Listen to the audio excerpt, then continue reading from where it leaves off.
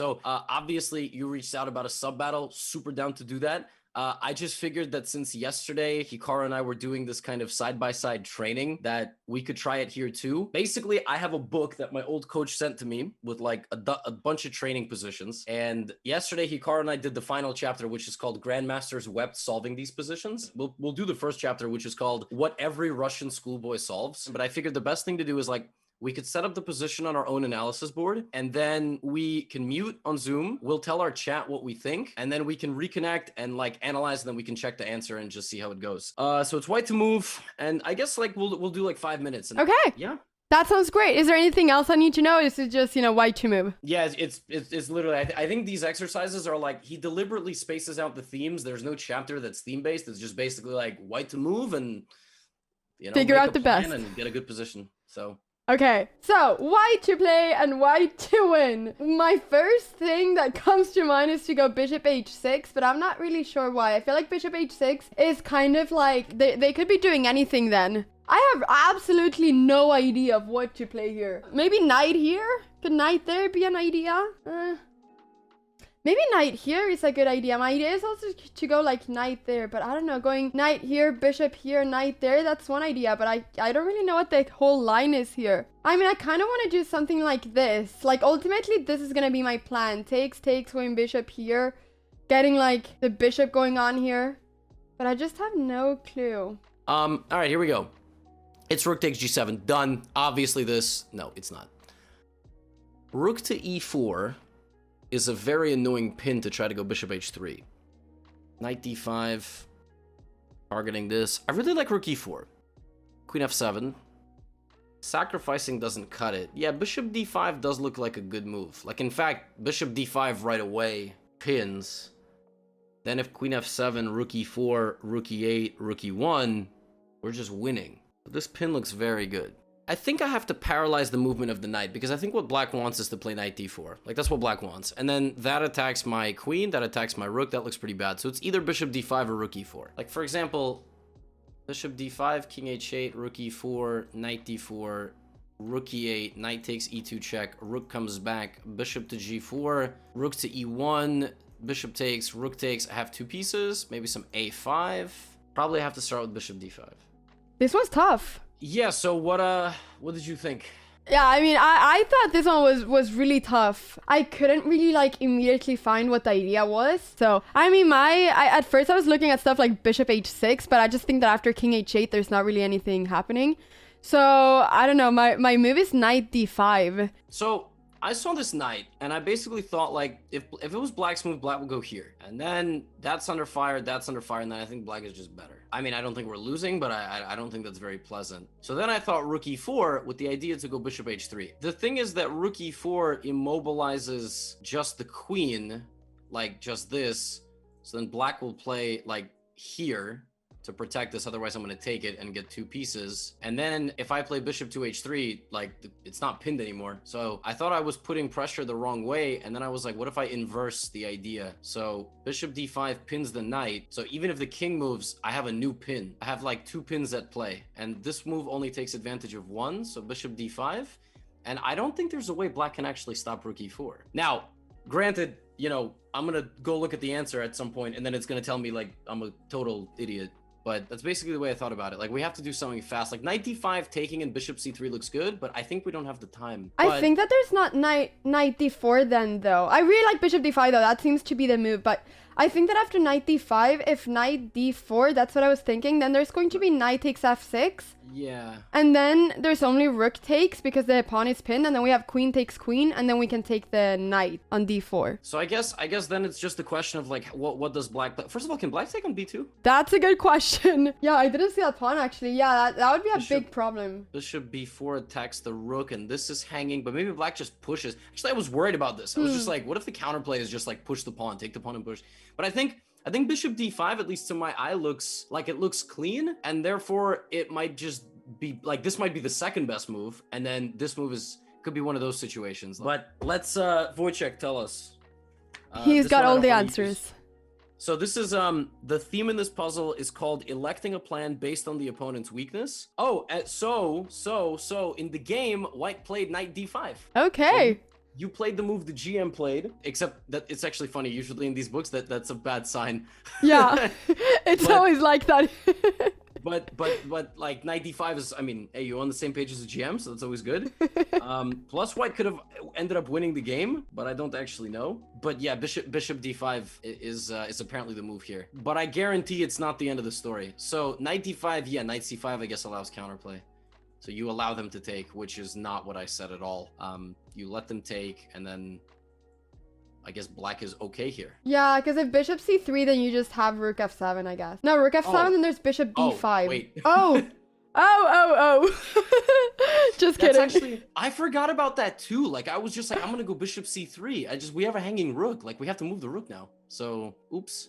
But here's the thing. So these positions have a lot of layers. On a5, I actually thought knight c2 was the best move. It's not the best move at all. And yeah, this is why 5 minutes is not enough, but it allows us to at least test our instincts. This is the wrong move, because so you actually just have to continue with your plan, because after takes, you just take on b4, and black is paralyzed. Like, black can't defend the whole position. And I thought you go back to c2. You don't go back to c2, because after king h8, rook e4, now black has this ridiculous move, and the knight that you just placed there is under fire. Wow. That's a beautiful move. Chess is really hard. Yeah, and so you actually do get out of danger. The knight has now arrived on a square where it's weak. So yeah, I didn't see that at all. So I saw a5, but I didn't see the right move in response, which now bishop takes b2 I did see, and here we just continue with our plan. We just go rook e4, but this is the most impressive. So queen f7, rook e4, rook e8.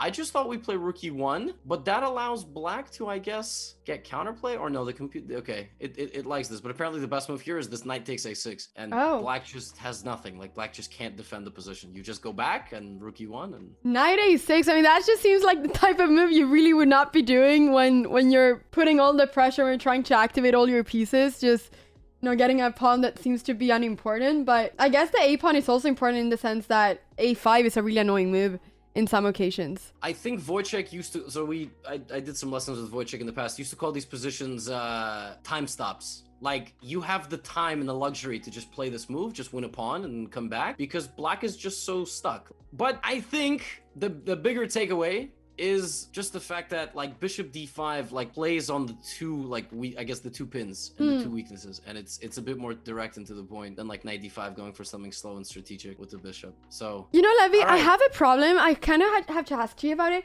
I kind of have a problem that a lot of times when I see a move that seems to be like kind of not easy, but, you know, like it looks natural to play bishop d5 and pin a knight, I kind of don't go for it, because I feel like it's a little bit too easy in a way. Like, there's got to be something more complex. I don't know. Is that something that you ever feel, or do you just, if you find a move that just looks good, you just say, okay, this just has to be the move, basically? It can't be. So obviously I saw knight d5, but I didn't see the point. Like, I saw knight d5 and I'm like, all right, I don't have a concrete idea. Like, my idea was I want to take the bishop. That was my whole idea. Whereas bishop d5, first of all, like, the way I approach the position, I guess blitz is very different, and all I've been playing is blitz. So I don't remember the last time I thought about, like, in classical terms, but basically, like, I have a move, I have a second move, maybe a third move, and then I'll calculate move 1, and I get to a stopping point. If I see a bad thing for my opponent, like a good thing for my opponent, a bad thing for me, then I just stop. But if I don't, then I just, like, pause it, and then I go to move idea 2.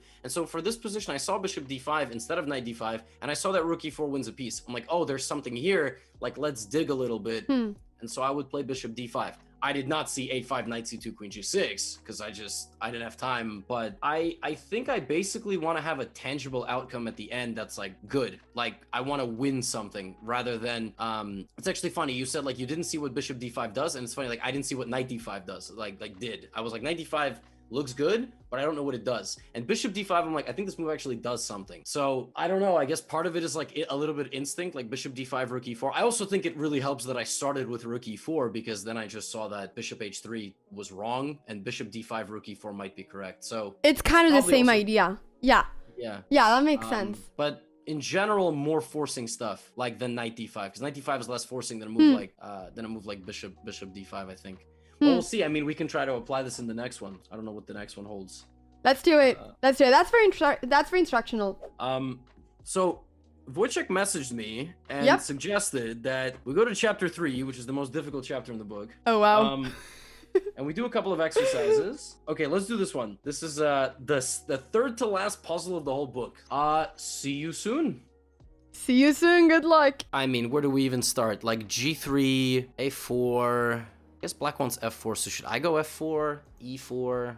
I mean, bishop F2 is like not a completely idiotic move. I don't know where the queen's gonna move. Queen B4? Queen D2 is also not like the stupidest thing in the world. We should go knight G1 and just mate ourselves. That's what we should do. This is the chat move right here. Just checkmate, very clean. Only move in the position that hangs mate in 1.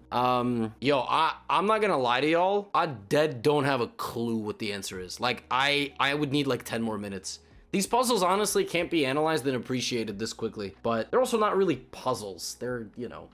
Okay, so this just... Okay, so the last ones were the easy ones. The last puzzles were the easy puzzles. Now we're getting into the hard puzzles. Okay, let's see what happens here. So the first thing that's coming to mind is to trap this queen. Is to go for something like queen d2, just to go like bishop here. And then I guess there's like f4. I think that f4 makes a lot of sense. But then my idea would be to... I don't even know what my idea is. I just want to go bishop f2, and then I feel like the queen has to go back. Because if bishop f2 now, there's going to be queen g5, and I'm not sure how I feel about that. But I'm not really sure. Queen d2. Oh, the pawn on b4 is hanging. Okay, that is a fair point.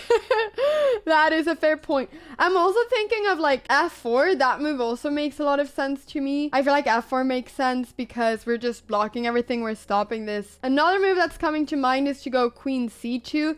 So that after f4, we have bishop takes h7 and then like bishop f2.